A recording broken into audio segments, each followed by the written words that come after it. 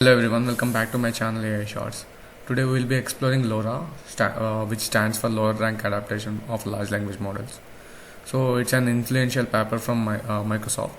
So that came out some 2 years ago.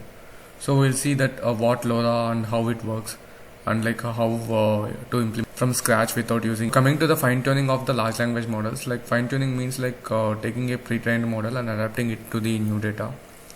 So for example, we have a GPT model trained on the programming language like for C++, and if you want to modify it to work on C# or Python, so we will have to perform the fine tuning. So traditionally it involves like training the entire model, which can be expensive and computationally heavy. So we'll be using LoRa rank adaptation, which offers a better solution. So what exactly happens in LoRa is basically we'll freeze the pre-trained weights and introduce two matrices, which is A and B, for each layer we want to train.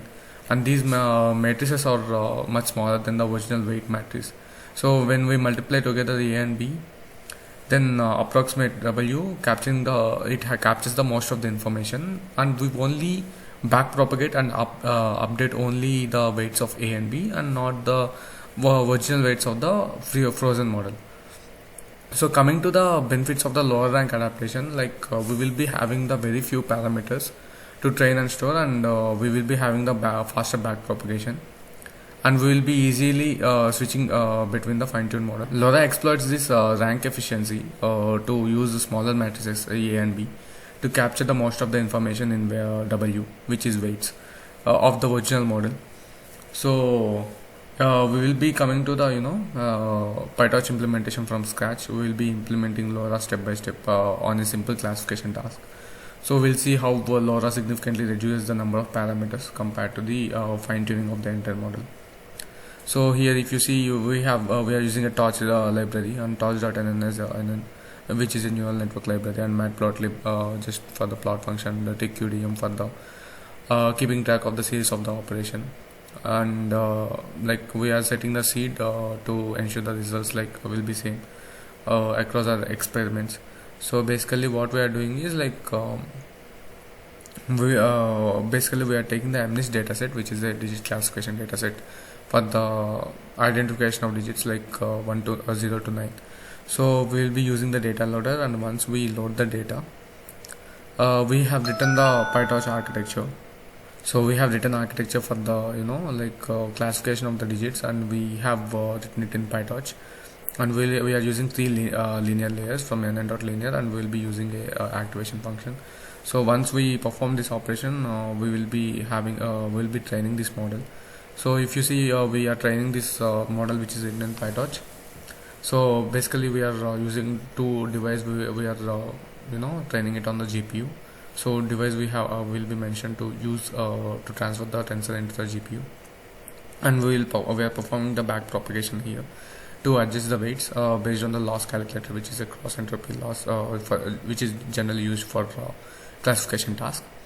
And yeah, so if you see here, we have trained the model for one epoch for the simplicity, and then if you see here, we are keeping the original weights so that later we can use those weights. So once we have these weights, we are going to check like what is the accuracy and what is the performance of the model that which we have trained. So you can see here we have got the accuracy of 95.3% model. So now we gonna use LoRa. So LoRa, as I said, like we will be using the A and B matrices. So here before going to LoRa, like we will be seeing like what are the number of parameters which we are using in the each layer. So 784, if you remember the number of dimensions of the MNIST dataset, and finally we will be classifying into the 10 classes. So if you see that the total number of parameters are 28,07,000. So now we are going to define the LoRa parameterization. So if you see here, we are creating the LoRa matrices, matrix A and matrix B, and we are once we create this, we are initializing these parameters as a Gaussian distribution. So once we initialize these parameters, then we're gonna perform the forward propagation where we will be using the existing weights of the frozen model and the B and E matrices which we have defined in LoRa multiplied by the scale. So we will be returning the original weights plus this matrix multiplication between this A and B matrices, and which will be further multiplied by the scale. So we are performing the forward propagation. So once we perform this, so once we use these parameters, so what happens what happens is like PyTorch recognizes it as a parameter, and that needs to be optimized during the train. This weights will be adjusted based on the back propagation and the loss calculated.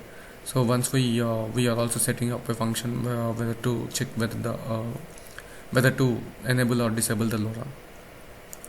So once we perform this, we are training the model again, and we will be seeing like how many number of parameters which we will be using the LoRA. So we will be updating the only parameters of the LoRa architecture which we will be using. So if you see here, we are using the number of parameters in the original. If you see here, the number of parameters in the original model is 28,07,000, and using the LoRa only the number of parameters increased at around 6,794. So the number of parameters are increased at 0.2% only. And if you see here, we are training the model based on the LoRa. So once we train the model, you can see the results here. If you see the results here, we are enabling and disabling the LoRa and checking the results. So it's performing significantly better for the result. So it's performing significantly better for the digit 9. So this is how we implement the LoRa using the PyTorch for any model. So like LoRa is a very powerful technique for adapting large language models with fewer parameters and the faster training. So it's also easy to implement in the PyTorch, and you will be having the significant advantages over the traditional fine tuning. If you like my video, please like and subscribe. Thank you so much. Bye bye.